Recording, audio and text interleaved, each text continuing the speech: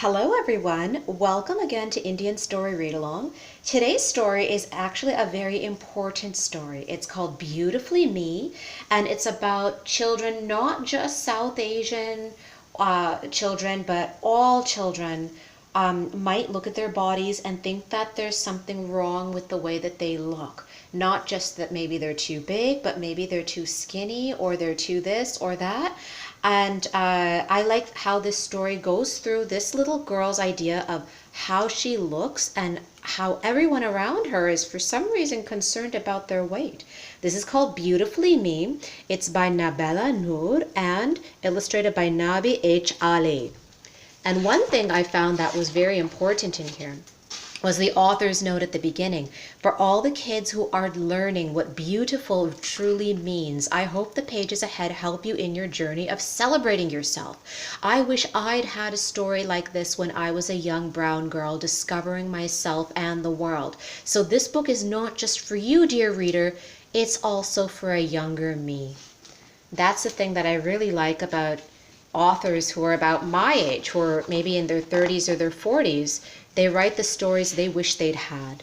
Salam, my name is Zubie Chaudhry. Yesterday I woke up before the sun. I knew it was going to be a special day. It was my first day of school.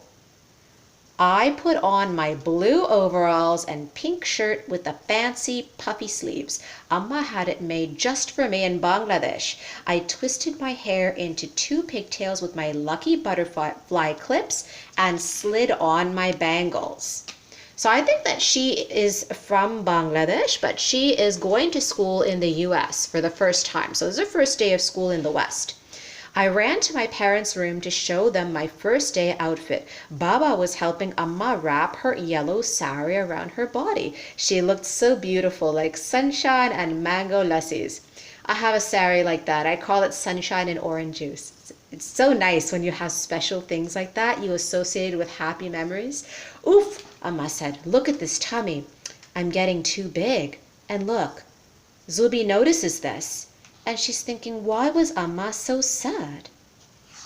What was wrong with her? Why did she think she was not okay? Good morning, Dadima. Shubho Shokal Zubie, Dadima corrected her grandmother. Remember to practice your Bangla. My big sister Naya buzzed into the kitchen like a busy bee. Can I have oatmeal instead, Dadima? She's asking for breakfast. Oatmeal? Naya hates oatmeal. Why don't you want the paratas I made for you? Dadima asked. Paratas, chapati, these things are very common breakfasts in India and in all around South Asia. My tummy cheered as I smelled the flaky, buttery bread in front of me. How could she say no to paratas? Naya shrugged. I'm on a diet. I want to lose weight so I can look pretty in time for the school dance.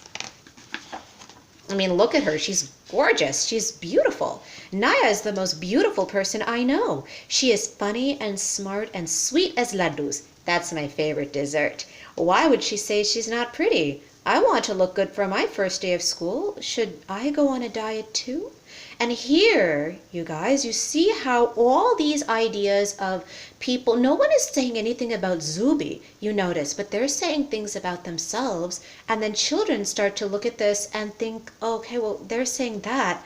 Does that mean that there's also something wrong with me? I mean, I look like this. Baba, her dad, popped his head into the kitchen and jingled his keys. Girls, let's get going. Why haven't you worn the shirt I bought you for Eid? Dadima asked Baba. Baba laughed and patted his belly. I put on some pounds, Ma. I'm up to a large now. Not good. So look, here's the other thing. Zubie's thinking, why was a large not good? It's a little bit different for grown-ups. We're not growing anymore. We're only kind of growing side to side, not up and down like kids, right? So it's different that grown-ups need to watch their weight. But meanwhile, Zubie is wondering if she's a little bit bigger, is that bad for her? So now I grabbed my backpack, gave my kitten Kulfi a big kiss, and rushed out the door. And look, now she's in school and there's all kinds of children in her class. So this is an American school. My teacher is amazing. We did crafts, learned new songs, and took a tour of the library all before lunchtime. I even made a new friend. Her name is Karima. There she is behind her with the braids. At recess, some kids hop like bunnies, some kids run faster than race cars, some kids climb all the way to the sun. Alex, you look fat in that dress. Whoa, who said that? Alex is up there on the slide, and who's this little mean girl? Alex looks beautiful in their silk dress. It shines like the sun, but Kennedy doesn't sound like she's giving a compliment. Why is looking fat bad? Do I look fat in my overalls? So, you guys, one thing I learned as a grown-up, fat is not an insult. It's just an adjective. So, like, I mean, if you have a fat cow, the cow is actually healthy, being fat. You can't have a skinny cow. Ugh. So it's just something that describes, it's just a descriptor. It shouldn't have to be an insult. When we got home from school, Amma was waiting for me. How was your first day, Zubie? I thought about what happened during recess. It was fine. She doesn't really want to talk about her feelings because she doesn't know what her feelings are. Amma spent the rest of the afternoon cooking. Dadima helped by chopping onions and vegetables. The house smelled delicious. When we sat down for dinner, I was so excited to eat the kebab.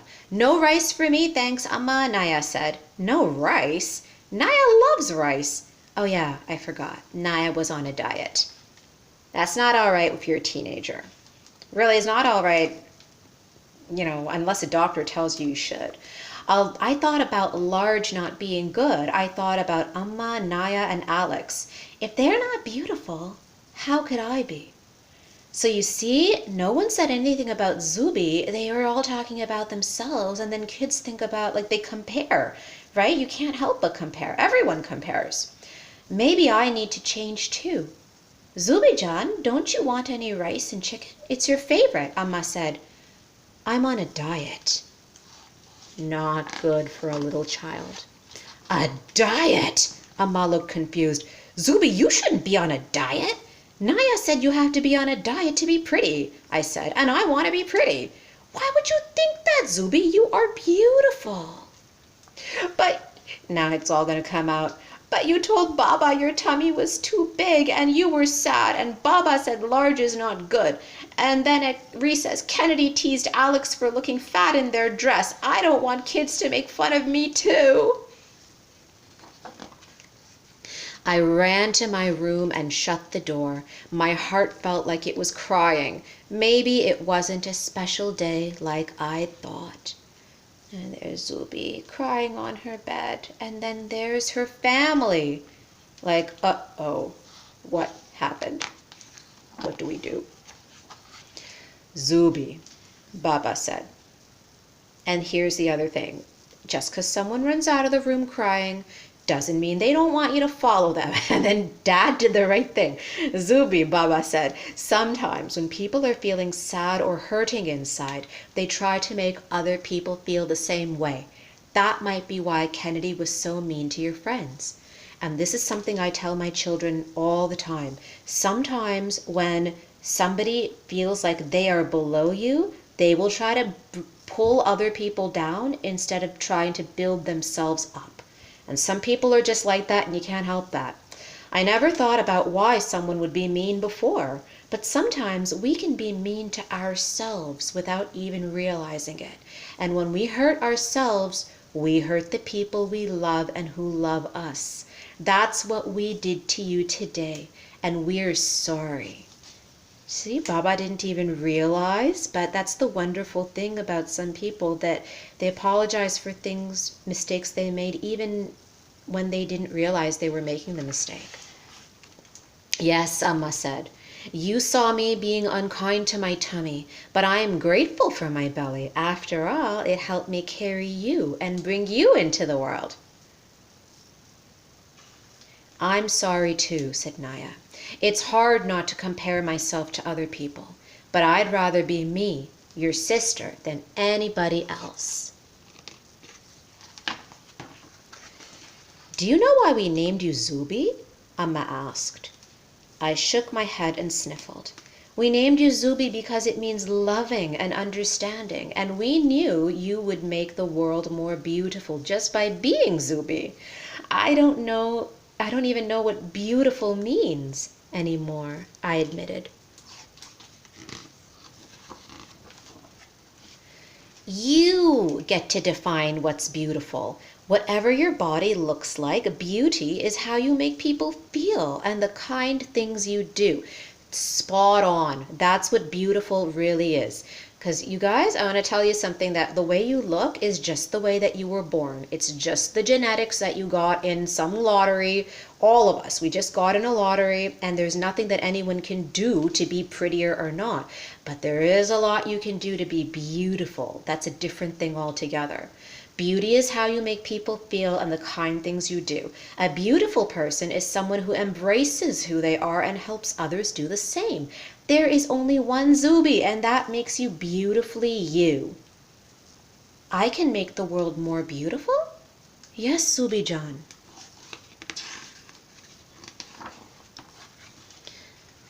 Then you are all beautiful, I told Amma and Naya and Baba, just the way you are. I gave them a big, big hug. Thank you for reminding us of that, Naya whispered to me. As a teenager, she probably needed that reminder too. Not easy being that age. Later, Amma tucked me into bed and kissed me goodnight. Through the window, the moon and the stars smiled down at me. Everything was beautiful. It was a special day after all. My name is Zubie, and that means loving and understanding. I am one of a kind, and that makes me beautifully me. There's only one you, and that makes you beautifully you. Today is my second day of school, and I am on a mission to make the world a bit more Zubie. I love this.